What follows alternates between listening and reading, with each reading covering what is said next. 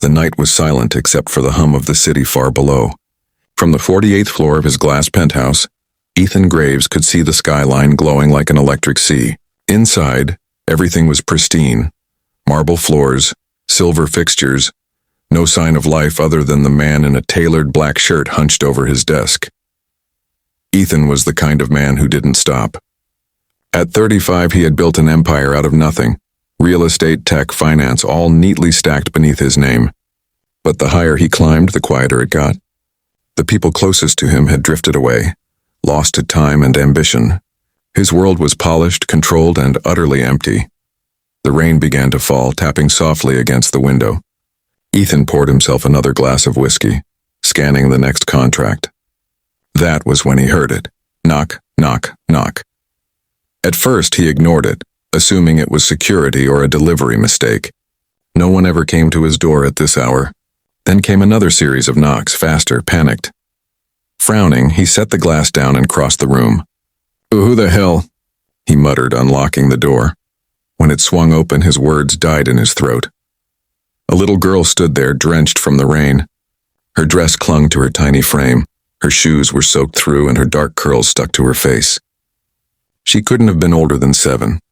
Her small hands trembled as she clutched a threadbare stuffed bunny, one ear nearly torn off. Her lower lip quivered as she looked up at him with wide, terrified eyes. "Please," she whispered, voice breaking. "They hurt my mom. She's dying." The air left his lungs. For a long second, Ethan just stared, the words not sinking in. "What?" he managed, stepping closer. "Who hurt her?" The little girl swallowed hard. "Some bad men. They came to our house. She told me to run and find help. I saw your lights on from the street." Ethan's heart began to pound, his CEO instincts replaced by something raw and human. He knelt down, lowering himself to her level. "You did the right thing coming here," he said softly, his voice steady though his hands were trembling.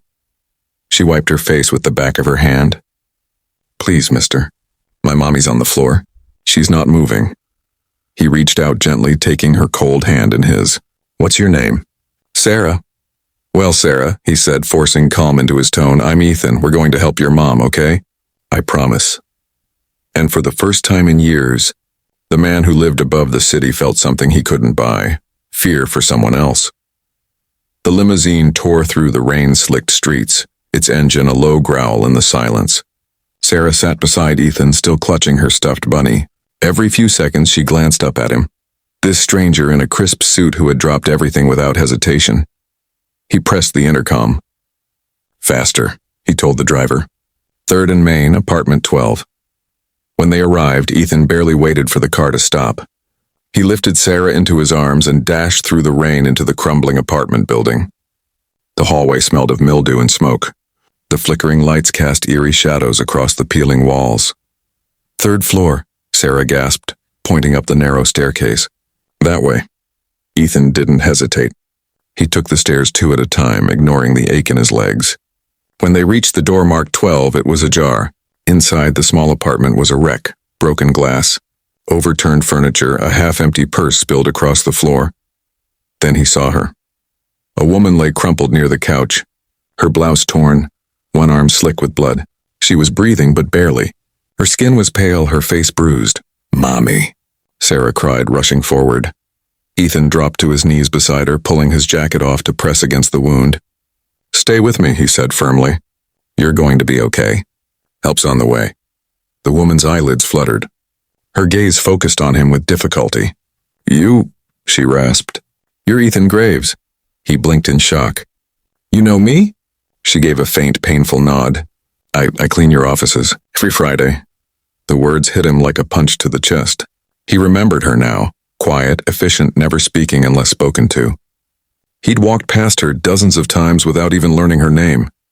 And now she was lying here bleeding because life hadn't protected her the way his money had protected him. The sirens wailed outside, drawing closer. Ethan kept pressure on the wound, his hands slick with blood, his heartbeat pounding in his ears. "Mommy, please wake up," Sarah sobbed. Ethan looked down at the little girl, her small hands gripping her mother's. He swallowed hard, his voice shaking as he spoke. "Sarah, look at me. Your mom's going to make it, I promise. When the paramedics burst in moments later, Ethan didn't move aside. He stayed until they lifted her onto the stretcher. Then without hesitation, he followed them into the ambulance. Sir, you're not family, one medic said. Ethan's voice was quiet but firm. I am now. As the doors slammed shut and the siren wailed, Ethan glanced down at Sarah, who was holding his hand with all the strength she had left. And somewhere inside his chest, a promise began to form, one that would change both their lives forever.